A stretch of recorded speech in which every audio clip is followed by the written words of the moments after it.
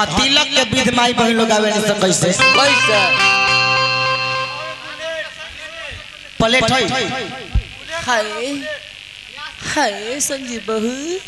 आओ घर ले जाबो बबलू भैया प्लेट हो दऊ ना ई वाला अच्छा घर से निकल के अपन घर आज प्लेट ना कटोरा लेके कनिया सब्जी मांगला के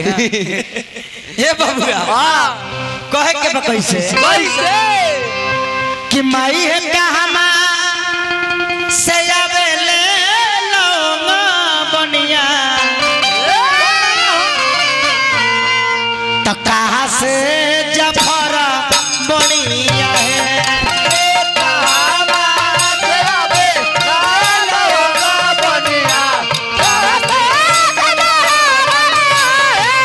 माई है कहमा से अइले तिलक देउआ तिलक ले खारा भइले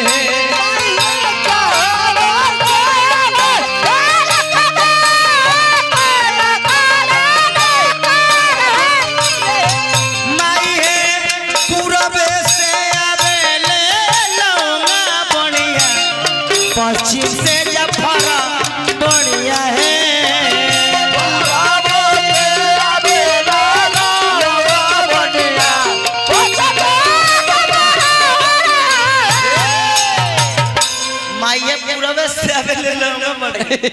पश्चिम से जफर तो माई है तो जनकपुर से अइले तिलक देउआ तो तिलक ले ले खार भइले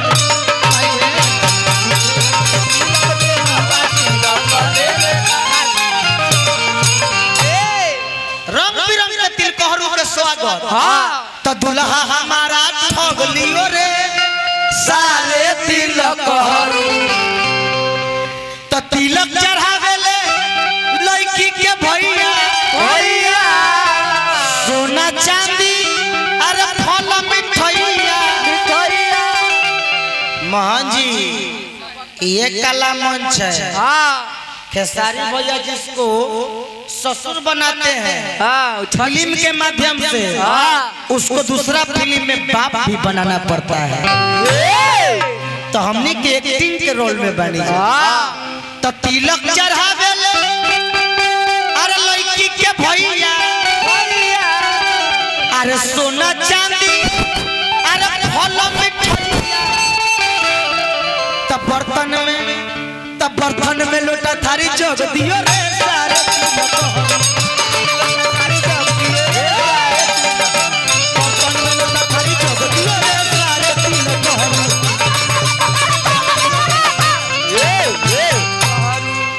अब एजा से बारात निकलता अब बारात जब सीमान पर पहुंच जाए तो पहले से माई बहन लोग के गीत ना याद रहे जैसे ही देख ली कि सीमान पर बारात पहुंच गइल बा तो अब लोग ये सगावे कि क्या तो हुआ हो दादा का चक्कर चिया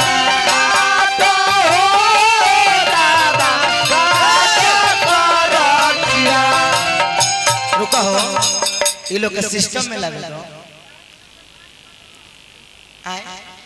चाचा हमर लास्ट साल है अब बंद करके घर में जबै बीने वाला 8 बजे वाला प्रोग्राम न हो जाए ना माया बोछो ना है हमरो भैया पर माया बबलू भैया के गांव है कहे के कैसे कैसे आइए इधर आप उधर जाइए जी आप इधर बारात के साइड रहिए ना क्या आप करते हैं बबुआ माई भी लोग मेरे साथ कि क्या तो हुआ हो दादा अरे का चक्कर चिया तो घेरो आहो दादा गलिया बे गलिया बोली राजा रामचंद्र जय टाइम समाप्त सेवा समाप्त।